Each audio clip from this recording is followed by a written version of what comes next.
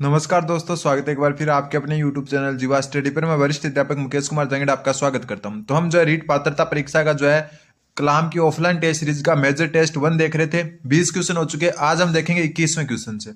आज क्वेश्चंस का लेवल कुछ हाई है। अब जो है ऐसे क्वेश्चंस जो है एक पेपर में जो 30 नंबर की साइकोलॉजी आती है उसमें लगभग 3 से 4 या 5 6 आते हैं, ज्यादा ज्यादा 6 तो बहुत कम चांस में आते हैं, 3 से 4 आते हैं। तो वो पर्सन भी आप अच्छे से कर पाओ उसके लिए जो ये क्लास आप जरूर देखना। सबसे पहले है कि समस्या समाधान की प्रक्रिया के अंतर्गत होने वाली संक्रियाओं को आरोही क्रम में सजाएं। ठीक है, आरोही मतलब बढ़ते क्रम है कि कोई भी समस्या समाधान कर रहे हो आप तब कौन से क्रम में चलोगे। ठीक है, वो ऑप्शन आपके सामने समस्या का क्रियान्वयन, समस्या की पहचान, उपलक्ष्यों का निर्धारण और परिणाम का मूल्यांकन। तो ऐसी जो स्थिति अगर आपके पास आती है ना तो आपको क्या करना है, हमेशा देखना मूल्यांकन। मूल्यांकन जो होता है ना वो लगभग चांस में आपका लास्ट में आता है। तो इनमें ऑप्शन में देखोगे आप तो पता चलेगा मूल्यांकन लास्ट में आ रहा है सिर्फ ऑप्शन नंबर 4 में, तो उत्तर यही हो जाएगा। लेकिन ऐसे हमेशा तुक्का नहीं चलता क्योंकि बहुत सारे कर्म ऐसे जिसमें मूल्यांकन सेकंड लास्ट में आता है। तो अब मैं थोड़ा सा आपको बता देता हूं, समस्या समाधान के जो है सारे चरण बता देता हूं।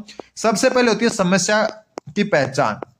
कोई भी समाधान करेंगे उससे पहले आपको समस्या की पहचान होनी चाहिए। ठीक है, फिर जो होती है समस्या का निरूपण करते हैं कि समस्या क्या है, उसका पहचान होने के बाद उसका क्या करेंगे, समस्या का निरूपण, समस्या का निरूपण।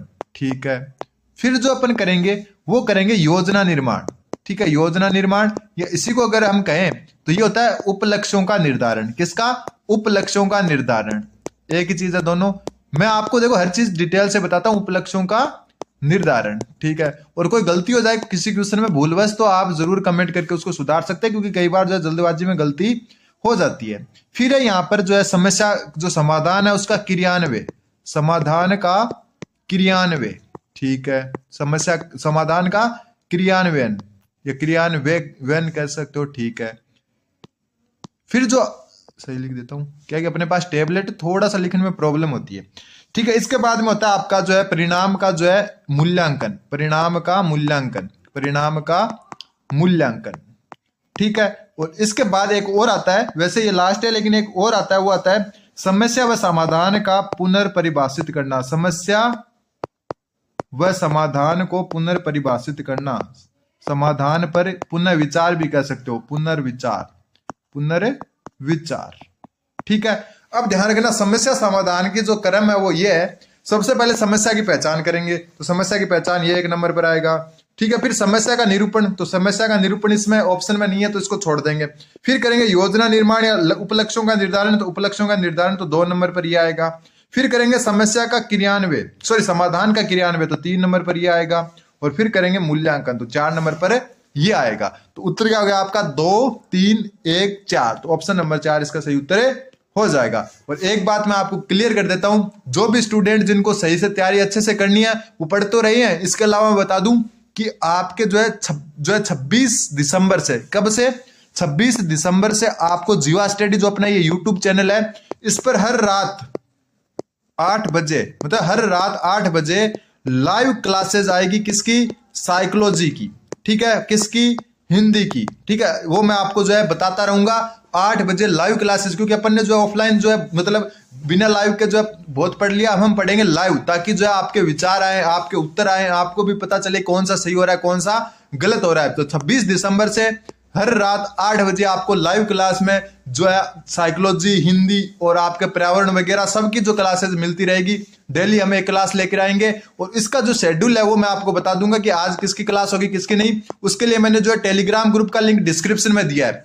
मेरे कहने पर जो भी सब्सक्राइबर है एक बार जो है उस टेलीग्राम ग्रुप को ज्वाइन करें, डिस्क्रिप्शन में दिया हुआ है। वरना आप जो है टेलीग्राम ओपन करें और वहां पर सर्च करें जीवा स्टडी और जो है जो आपको ग्रुप मिले उसको ज्वाइन कर लें। वहां शेड्यूल बता दिया जाएगा। डेली 8 बजे आपको लाइव जुड़ना 26 दिसंबर से, और अपन वाद विवाद के साथ हर एक जो है अच्छे से जो है पूरा एकदम अच्छे तरीके से जो है सबको जानेंगे। ठीक है, जरूर जुड़े आप। अगला क्वेश्चन, क्वेश्चन नंबर 22वां क्वेश्चन बोल रहा है, देखो मैंने बताया ना कि आज का पेपर थोड़ा सा जो है लेवल का है। 22वां क्वेश्चन बोल रहा है, 22वें क्वेश्चन में है कि निर्मितवाद के 5 ई उपागम, नाम ध्यान रखना, 5 ई उपागम के किस सोपान में शिक्षार्थी सीखी गई अवधारणा को अन्य संबंधित अवधारणा के साथ जोड़ते हैं और इन पे ज्ञान और समझ का उपयोग वास्तविक संसार में करते हैं।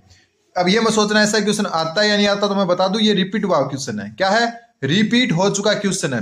क्वेश्चन क्या बोल रहा है कि किस सोपान में शिक्षार्थी सीखी गई अवधारणा को अन्य संबंधित अवधारणाओं के साथ जोड़ता है। ठीक है, पहले मैं 5 ई बता देता हूं कि कौन कौन से 5 ई है। ठीक है, सबसे पहले आपका इंगेज। क्या है? इंगेज। और इंगेज मतलब संलग्न। क्या है? संलग्न। ठीक है, दूसरा जो आपका आता है वो आता है एक्सप्लोर। क्या आता है? एक्सप्लोर।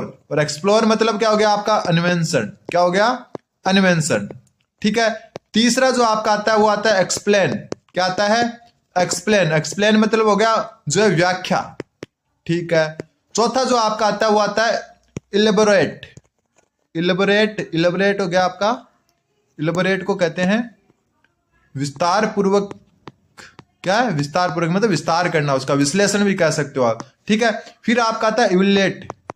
क्या? इवैल्यूएट। फिर क्या आता है आपका? इवैल्यूएट आता है। और इवैल्यूएट यानी मूल्यांकन। क्या होता है? मूल्यांकन। ये होते हैं आपके 5 ई। ठीक है, अब 5 ई में ये बोला है कि जो है शिक्षार्थी जो सीखी गई अवधारणा उसको अन्य अवधारणा के साथ किस में जोड़ता है। ठीक है, तो ध्यान रखना, अन्य जो है क्या कर रहा है? अन्य जो अवधारणा है उनके साथ जोड़ रहा है। तो जोड़ रहा है इसका मतलब क्या हो गया? अब आप जोड़ने से क्या करोगे? संलग्न कर दोगे। और ये क्वेश्चन जो है आपका 2023 कब, जो 2022 की जो 23 तारीख को जो है पात्रता की दूसरी पारी हुई थी ना, उसमें ये क्वेश्चन आया था। और सबने ज्यादातर ने संलग्न किया था इसका, मैंने खुद ने संलग्न किया था। लेकिन इसका जो उत्तर होगा आपका वो होगा विस्तार। और विस्तार को क्या कहते हैं? आपका एल्बोरेट। ठीक है, क्या कहते हैं? एल्बोरेट। तो उत्तर ध्यान रखना, जो आपको सीखी गई अवधारणा है उसको अन्य अवधारणा से जोड़ते हो तो मतलब होगा उसका विस्तार। इंग्लिश में चलते हैं तो देखो ये रहा एक्सटेंड, इसको कहते हैं, एलोबरेट भी कहते हैं इसको। तो उत्तर देखा, इसका थोड़ा सा याद रख लेना। मैं पहले ही कह चुका आज का पेपर थोड़ा जो है टफ टाइप है, तो इसका उत्तर क्या हो जाएगा आपका? विस्तार। अगला क्वेश्चन, क्वेश्चन नंबर 23वां क्वेश्चन बोल रहा है कि यदि कोई व्यक्ति भ्रमण की योजना बना रहा है, किसकी? घूमने की योजना बना रहा है, तो वो किस प्रकार की कल्पना करता है?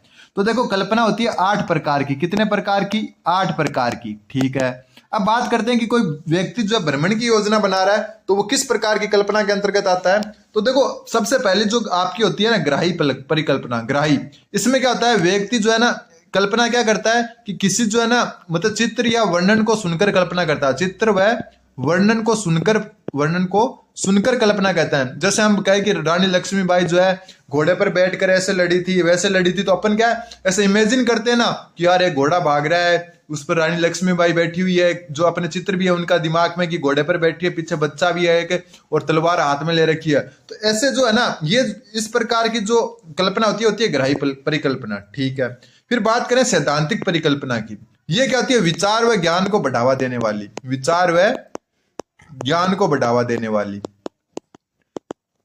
अब देखो क्या ये व्यक्ति भ्रमण की योजना बना रहा है, ये क्या सैद्धांतिक हो सकती है? क्या ये विचार और ज्ञान को बढ़ावा दे रही है? तो बिल्कुल नहीं। क्या ये ग्राही हो सकती है? इसको सुनकर अपन जो है ऐसे कल्पना कर रहे हैं कि ऐसे युद्ध होगा, ये होगा? बिल्कुल नहीं। तो ये कलात्मक है? तो बिल्कुल नहीं। कलात्मक होता है कि हम जो संगीत वगैरह इनकी जो कल्पना करते हैं। तो उत्तर क्या हो जाएगा आपका? व्यवहारिक। क्या हो जाएगा? व्यवहारिक। तो ऐसे एलिमिनेट करना सीखना है आपको। जो अगला क्वेश्चन है आपका क्वेश्चन नंबर 24। इसको आपको डायरेक्ट याद रखना है और आपके लिए नया है तो नोट कर लेना इसको। आज का पेपर लेवल का, और एक जो शिफ्ट होती है उसमें 4 से 5 कई बार 6 क्वेश्चन भी इस लेवल के आ जाते हैं। और पिछला 2022 की पात्रता है उसका पेपर उठा के देखोगे तो आपको पता भी चलेगा कि पेपर लेवल के भी मतलब मिक्स आता है। कुछ 5-6 क्वेश्चन आते हैं और लेवल के आते हैं और इस हिसाब के क्वेश्चन आते हैं। फिर निम्न में से किस मनोवैज्ञानिक ने जो है अपनी पुस्तक जो है हेरिडिएटरी जीनियस में व्यक्ति के विभेद का वैज्ञानिक ढंग से विवेचन प्रस्तुत किया था। तो यहाँ पर आपका जो है 2 बातें क्लियर हो रही है। पहली तो जो हेरिडिएटरी जो जीनियस है वो पुस्तक किसकी है? दूसरी जो है व्यक्ति के विभेद का जो वैज्ञानिक ढंग है वो सबसे पहले किसने प्रस्तुत किया था, वही बात हो रही है। तो इसका उत्तर हो जाएगा आपका सर फ्रांसिस गाल्टन। एक बात मैं बता दूं कि जैसे ही व्यक्तित्व भेद की बात आ जाए या व्यक्तित्व भिन्नता की बात आ जाए तो व्यक्तित्व भिन्नता को सबसे पहले जो है बताने वाला मनोवैज्ञानिक था वो था सर फ्रांसिस गाल्टन। ठीक है, और इनकी जो बुक है उनका नाम ध्यान रखना, हेरिडिएटरी जीनियस। ठीक है, ऑप्शन नंबर 4 इसका सही उत्तर हो जाएगा। फिर आपका जो है क्वेश्चन नंबर 25वां क्वेश्चन बोल रहा है कि व्यक्तिगत भेद में हम क्या पाते हैं। व्यक्तिगत भेद का मतलब हो गया व्यक्तित्व भिन्नता में हमको क्या जो है व्यक्तित्व भिन्नता जो है उसमें हम क्या पाते हैं। तो देखो सबसे पहले विचलनशीलता। विचलनशीलता क्या होती है कि जो है फिक्स नहीं होता मतलब जो है परिवर्तनशील होता है व्यक्तित्व। ठीक है, क्या होता है? परिवर्तनशील होता है। विचलनशीलता मतलब व्यक्तित्व में जो है एक प्रकार से विचलन होता रहता है। फिर है प्रतिमानता। तो प्रतिमानता क्या होती है? प्रतिमानता होता है किसी चीज को देखने का नजरिया, किसी चीज को देखने का नजरिया, को देखने का तरीका भी कह सकते हो या नजरिया भी कह सकते हो। तो जो व्यक्तिक भेद होते हैं उसमें विचलनशीलता और प्रतिमानता, जो प्रतिमानता दोनों होती है, तो उत्तर हो जाएगा आपका ऑप्शन नंबर 3, 1 और 2 दोनों। अगला क्वेश्चन, क्वेश्चन नंबर 26। फिर जो आपकी आती है कि मैस्लो की जो सोपान की उसमें सबसे निम्नतम आवश्यकता की पूर्ति के तुरंत बाद क्या आती है? अब देखो इसको थोड़ा सा समझ लो। मैस्लो ने जो आवश्यकता दी थी व्यक्ति की उसमें 5 प्रकार बताए थे। सबसे पहले जो आपकी आती है वो आती है शारीरिक, जो है शारीरिक, रुको सही लिख देता हूं। सबसे पहले कौन सी आती है? सबसे पहले आती है शारीरिक या फिर जैविक आवश्यकता, ठीक है। दूसरी जो आपकी आवश्यकता आती है वो आती है सुरक्षा की आवश्यकता, ठीक है। तीसरी आती है आत्मीयता या प्रेम की आवश्यकता, आत्मीयता या प्रेम की आवश्यकता, ठीक है। चौथी जो आती है वो आती है आपकी सम्मान की आवश्यकता, किसकी? सम्मान की। और सबसे लास्ट में आती है आत्मसिद्धि की, किसकी? आत्मसिद्धि की। ये मैं बहुत बार आपको बता भी चुका। तो जो सबसे निम्नतम स्तर है ना वो ये है, क्या है? ये है निम्नतम स्तर, निम्नतम स्तर। तो निम्नतम आवश्यकता कौन सी है? सबसे निचली आवश्यकता कौन सी है? शारीरिक या जैविक। और सबसे उच्चतम आवश्यकता कौन सी है? सबसे उच्चतम आवश्यकता कौन सी है? आत्मसिद्धि की आवश्यकता। क्वेश्चन क्या बोल रहा है? अब आप जो जल्दी से पढ़ोगे, देखो जिसका भी ये पेपर है उसने देखो जैविक आवश्यकता सही कर रखा है, देखो टिक लगा रखा है, लेकिन ये गलत है। क्यों? क्वेश्चन क्या बोल रहा है कि मैस्लो की सोपानकी में सबसे निम्नतम आवश्यकता, तो सबसे निम्नतम कौन सी है? शारीरिक या जैविक। उसकी पूर्ति होने के बाद में कौन सी आती है? तो पूर्ति होने के बाद में कौन सी आती है? सुरक्षा की। तो ऑप्शन नंबर 2 सही हो जाएगा, ठीक है। समझ में आया? अगर ये ऐसे पूछता ना कि मैस्लो की सोपानकी में सबसे निम्नतम आवश्यकता कौन सी है, तो उत्तर हो जाता जैविक या जो है शारीरिक। लेकिन ये क्या बोल रहा है कि जो सबसे निम्नतम आवश्यकता है उसकी पूर्ति के तुरंत बाद कौन सी आती है? तो आती है आपकी सुरक्षा की आवश्यकता, ऑप्शन नंबर 2, ठीक है। ये ध्यान रखना, सबसे उच्चतम आत्मसिद्धि और सबसे निम्नतम होती है शारीरिक या जैविक। अगला क्वेश्चन, क्वेश्चन नंबर 27। 27वां क्वेश्चन बोल रहा है कि अभिप्रेरणा का शाब्दिक अर्थ मूलतः इस शब्द से आया है। तो देखो अभिप्रेरणा जो है इसका जो है इसको इंग्लिश में कहते हैं मोटिवेशन। क्या कहते हैं? मोटिवेशन। और मोटिवेशन जो शब्द है ये जो है लैटिन भाषा का एक शब्द है। कौन सी भाषा का? लैटिन भाषा का। कौन सा शब्द?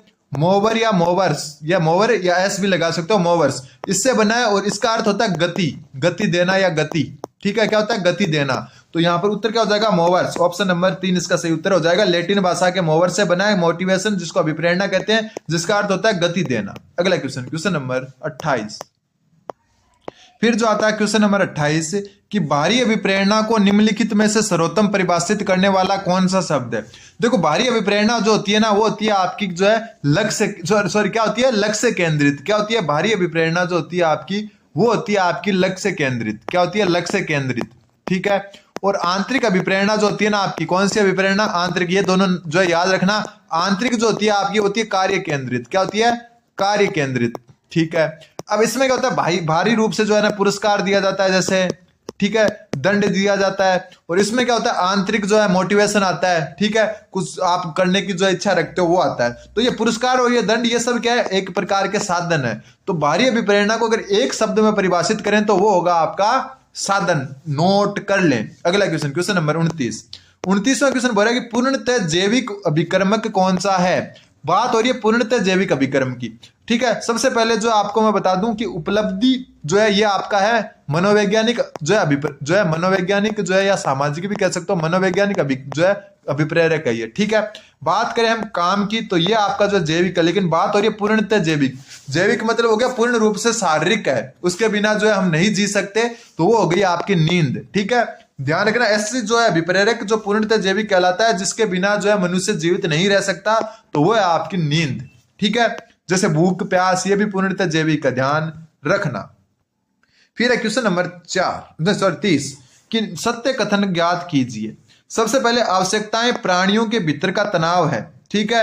आवश्यकताएं प्राणियों के भीतर का तनाव है, ये कुछ उद्दीपनों या लक्ष्यों के संबंध में प्राणी के क्षेत्र को व्यवस्थित करने में प्रवृत्त करती है, जो उनकी प्राप्ति की ओर निश्चित क्रम को उत्तेजित करे, ठीक है। तो देखो आपको जो एक मैं बात बता देता हूं, जो आपकी अभिप्रेरणा है उसके 3 चरण होते हैं। सबसे पहले आवश्यकता। आवश्यकता क्या होती है? आवश्यकता किसी जो चीज की जरूरत होती है, कि आपके जो है जीवन में या फिर आपको जो है किसी चीज की आवश्यकता है, वो एक तनाव आता है आपके, यार मुझे, जैसे आपको एक नया फोन लेना है, नया फोन लेना है तो आप क्या करोगे, यार कुछ भी हो जाए नया फोन लेना है, तो ये आपके अंदर एक तनाव पैदा करेगी कि तेरे को नया फोन लेना ही है। ठीक है, तो ये बात बिल्कुल सही है, आवश्यकता जो है प्राणियों के भीतर तनाव है, तो बिल्कुल सही बात है। फिर इससे क्या होगा, इससे आपको जो है किसको जो है आवश्यकता से अंतर्नोद आएगा। अंतर्नोद क्या होता है, इनको इंग्लिश में भी लिख देता हूं, आवश्यकता यानी नीड, और नीड यानी फिर अंतर्नोद यानी ड्राइव। ड्राइव का मतलब हो गया कि आप कार्य करोगे, ड्राइव मतलब कुछ करना। ठीक है, जैसे आपको आवश्यकता होगी, आपके शरीर में तनाव होगा, जैसे कि आपको फोन लेना 40,000 रुपए का, तो आप में जो है फिर आवश्यकता हुई तो तनाव हुआ तो फिर होगा अंतर्नोद। अंतर्नोद का मतलब हो गया कि आप कुछ जो है उस 40,000 रुपए को इकट्ठा करने के लिए कुछ ना कुछ कार्य करोगे, और कार्य करोगे। फिर आता है आपका लास्ट में जो आता है वो आता है उद्दीपन, जो आपको वो लास्ट में मिल जाता है, इसको कहते हैं इंसेंटिव। क्या कहते हैं, इंसेंटिव। सही लिख देता हूं, रुको 1 मिनट। इसको कहते हैं आप, उद्दीपन को कहते हैं इंसेंटिव। ठीक है, तो ये जो है अभिप्रेरणा चक्र, आवश्यकता अंतर्नोद को जन्म देती है, और फिर होता है उद्दीपन मिल जाता है आपको। फिर अंतर्नोद आदि शक्ति का मूल है, जो मानव प्राणी को क्रियाशील बनाता है। अभी मैंने बताया ड्राइव यानी क्रियाशील बनना, तो ये भी सही है। फिर उद्दीपन व्यवहार को उद्दीपित करता है तथा कायम रखता है और निर्देशित करता है, मतलब जो आप कार्य कर रहे हो उसमें जो उद्दीपक तक पहुंचने के लिए जो है आपको जो क्या करता है, कायम रखता है और निर्देशित करता है, तो बिल्कुल सही है। तो उत्तर हो जाएगा आपका उपरोक्त सभी सत्य हैं, ऑप्शन नंबर 4 इसका सही उत्तर हो जाएगा। फिर आता है आपका ऑप्शन जो क्वेश्चन नंबर 31 कि निम्नलिखित में से कौन सा अधिगम के धनात्मक स्थानांतरण का प्रकार नहीं है। धनात्मक का मतलब क्या हो गया कि एक जगह जो चीज सीख लेते हैं ना, एक चीज जो है ना, एक जो है ना चीज सीखना, एक चीज सीखना दूसरे में फायदा करे, दूसरे में फायदा करे। जैसे आप साइकिल चलाना सीख के मोटरसाइकिल चलाना सीख रहे हो, तो साइकिल चलाना सीखना आपका मोटरसाइकिल चलाने में फायदा कर रहा है, तो होता है आपका धनात्मक स्थानांतरण। यहां पूछा कि कौन सा जो है धनात्मक स्थानांतरण से संबंधित नहीं है। ठीक है, तो चलो चर्चा कर। तो सबसे पहले हम बात करें पार्श्व स्थानांतरण की। इसमें क्या होता है, व्यक्ति क्या करता है, आपका जो पार्श्व स्थानांतरण होता है, इसमें व्यक्ति जो है ना शरीर का जो है संपूर्ण यूज लेता है। एक इसको द्विपार्श्विक भी कहते हैं, मतलब शरीर का जो है दाएं भाग का उपयोग करते करते बाएं का भी उपयोग करने लगता है, उपयोग करते करते बाएं भाग का भी उपयोग करने लगता है। तो इसमें क्या हो रहा है, धनात्मक ही तो हो रहा है, कुछ घाटा थोड़ी ना हो रहा है, तो ये तो धनात्मक है। ठीक है, फिर एक कर्मिक स्थानांतरण। कर्मिक स्थानांतरण मतलब जो है वो ये धनात्मक ही हो गया कि आप एक चीज सीख रहे हो, आप साइकिल चलाना सीख रहे हो, और आप जो है साइकिल चलाने के सीखने के बाद में मोटरसाइकिल या बाइक चलाना सीख रहे हो, तो ये होता है कर्मिक, क्रम बढ़ता जा रहा है आपका। ठीक है, लेवल बढ़ता जा रहा है, तो ये भी आपका धनात्मक हो गया। फिर एक क्षैतिज स्थानांतरण, मतलब एक ही परिस्थिति में जो स्थानांतरण लागू करना। जैसे आप जो जोड़ सीख रहे हो, और जोड़ सीख कर जो है आप क्या कर रहे हो, घटाव करना सीख रहे हो, तो घटाव भी क्या होता है, जोड़ का उल्टा होता है, तो इसमें भी क्या हो रहा है, आपका धनात्मक जो हो रहा है फायदा हो रहा है। फिर बात होती है शून्य जो है स्थानांतरण की, ये इसका उत्तर होगा, ये धनात्मक क्यों नहीं है, क्योंकि इसमें ना तो जो है आपको फायदा होता है, ठीक है, और ना जो है आपको घाटा होता है, मतलब ना तो आप कुछ सीखते हो ना भूलते हो, तो ये हो गया आपका जो है धनात्मक में शामिल नहीं होगा। ये ऋणात्मक भी नहीं है और धनात्मक भी नहीं है। अगला क्वेश्चन, क्वेश्चन नंबर 32वां क्वेश्चन बोल रहा है असुमेलित को छांटिए। तो सबसे पहले गुथरी ने किस पर प्रयोग किया, तो बिल्ली पर किया, बिल्कुल सही है। इनके अलावा थार्नडाइक ने भी बिल्ली पर किया था, आपको पता है किसने, थार्नडाइक ने भी बिल्ली पर किया था। स्किनर ने कबूतर पर किया, बिल्कुल सही बात है। टोलमैन ने किस पर किया, चूहे पर। एक है कोहलर ने किस पर किया, तो कोहलर ने किया सुल्तान नामक चिंपैंजी पर। चिंपैंजी होता है ना बंदर जैसा, चिंपैंजी, उस पर किया था कोहलर ने। ठीक है, पावलाव ने कुत्ते पे किया था। तो ये सारा जो है आपको समझ में आ गया होगा। पावलाव का आपको पता है, पावलाव ने किस पर किया था, कुत्ते पर। ठीक है, अगला क्वेश्चन, तो इसमें क्या असुमेलित पूछा था, तो कोई भी असुमेलित नहीं है, सारे के सारे सही हैं इसमें। अगला क्वेश्चन, क्वेश्चन नंबर 33वां क्वेश्चन देखो। फिर जो आपका क्वेश्चन है कि थार्नडाइक द्वारा आंख पर पट्टी बांधकर किया गया प्रयोग किससे संबंधित है, तो इसको आप डायरेक्ट याद रखना, नोट कर लेना इसको। थार्नडाइक द्वारा आंख पर पट्टी बांधकर किया गया प्रयोग किससे संबंधित है, तो इसका उत्तर होगा आपका संशोधित अभ्यास के नियम से। मोस्ट इंपोर्टेंट क्वेश्चन है, क्योंकि थोड़ा अलग है और परीक्षा में आने के चांस बनते हैं कि थार्नडाइक द्वारा आंख पर पट्टी बांधकर किया गया प्रयोग किससे संबंधित है, तो संशोधित अभ्यास के नियम से संबंधित है। फिर आता है आपका जो है क्वेश्चन नंबर 34वां बोल रहा है गेने की सोपानकी के व्यवहारवादी चरणों में सर्वोच्च कौन सा है। तो देखो गेने का मैं बना देता हूं आपको। गेने का थोड़ा सा वैसे त्रिभुज बनेगा, 8 बनेंगे, 1 2 3 4 5, 6, 7 और 8। देखो सबसे जो गेने का सबसे निचला स्तर होता है वो होता है संकेत अधिगम। कौन सा? संकेत। इसको 1 नंबर दे देते हैं, ठीक है। दूसरा होता है इसका, वो होता है आपका उद्दीपक अनुक्रिया। मैं उद्दीपक ही लिख देता हूं सिर्फ, ठीक है।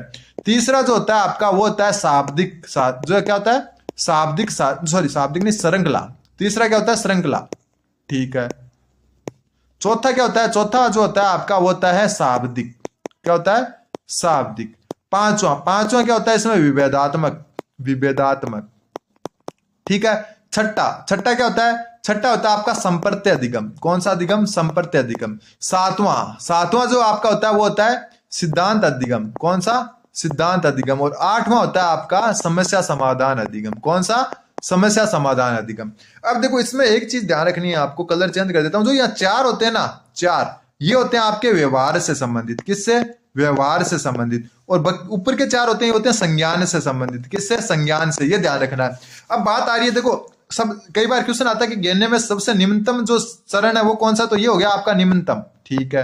और उच्चतम कौन सा है? समस्या समाधान। उच्चतम कौन सा है? समस्या समाधान। लेकिन एक मिनट, उच्चतम कौन सा? समस्या समाधान। और निम्नतम कौन सा? संकेत अधिगम।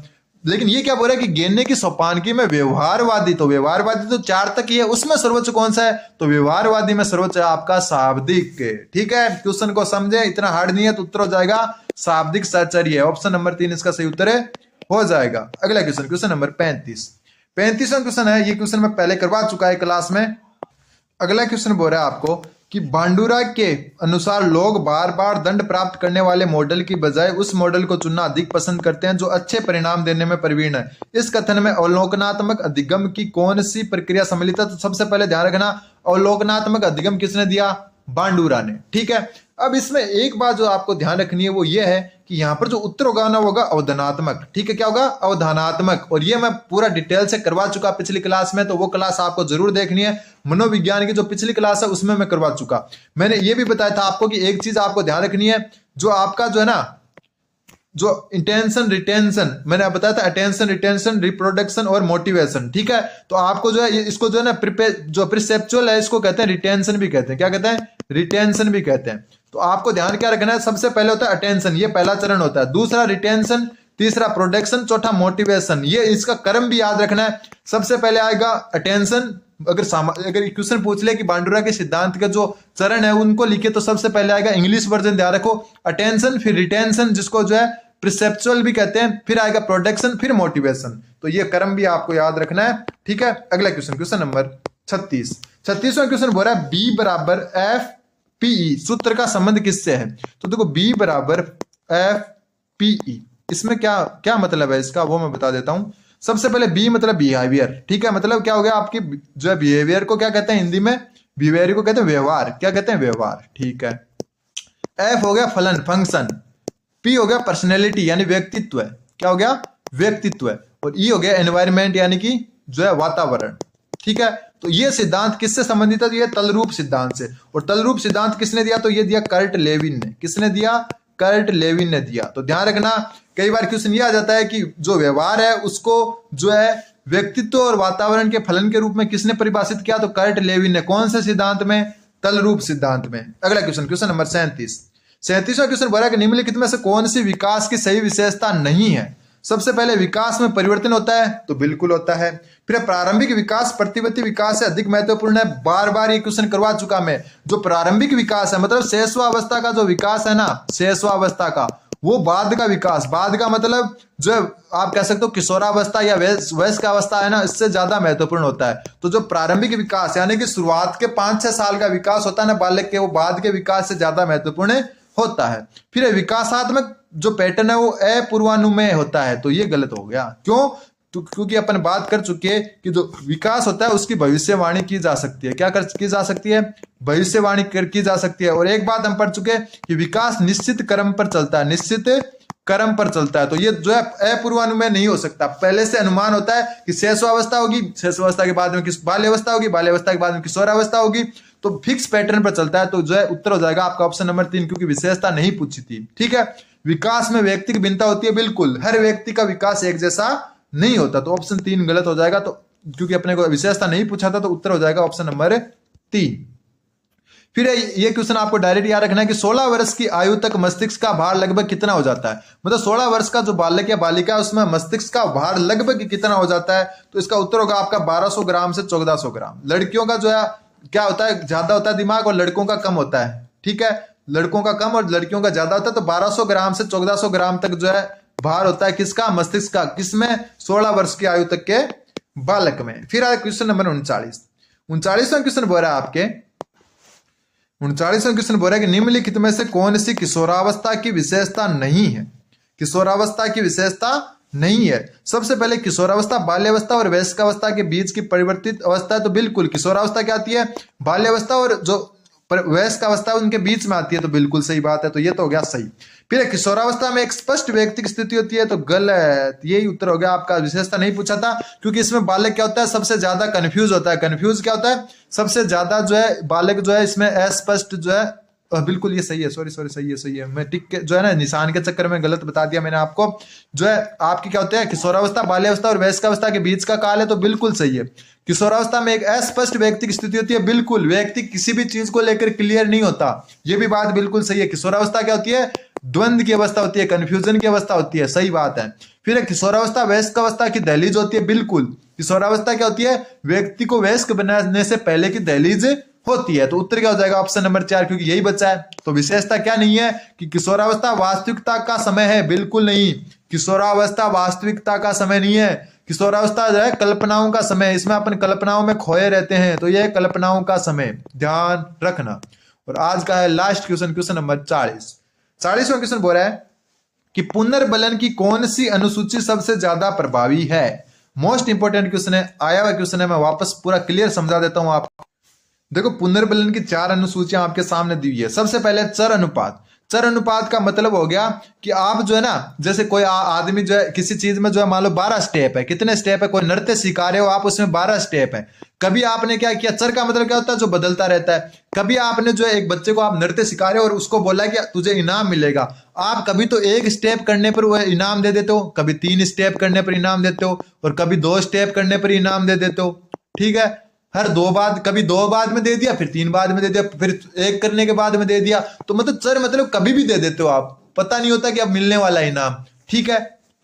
फिर सतत पुनर्बलन। सतत पुनर्बलन मतलब देते जाते हैं। ठीक है, सतत पुनर्बलन जो होता है उसका मतलब हो गया कि जो है पूरे जो है उसके बाद बीच में कभी भी दे सकते हैं। ठीक है, फिर स्थिर अंतराल। स्थिर अंतराल का मतलब हो गया कि ये डांस आप सिखा रहे हो 12 स्टेप वाला, लेकिन इसमें आपने स्टेप की बजाय ये बोल दिया कि हर 1 घंटे पर तेरे को क्या मिलेगा, इनाम मिलेगा।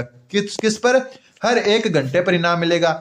एक स्थिर अनुपात। स्थिर अनुपात में क्या हो जाएगा कि तेरे को हर 3 स्टेप बाद में जो क्या मिलेगा, हर 3 स्टेप में तेरे को इनाम मिलेगा। तो सबसे प्रभावी कौन सा होता है, चर अनुपात वाला। ध्यान रखना, ऑप्शन नंबर 1 सही उत्तर हो जाएगा, क्योंकि उसको लगता है कि अभी भी इनाम मिल सकता है, अभी भी मिल सकता है, तो वो ज्यादा जो है पुनर्बलित होगा।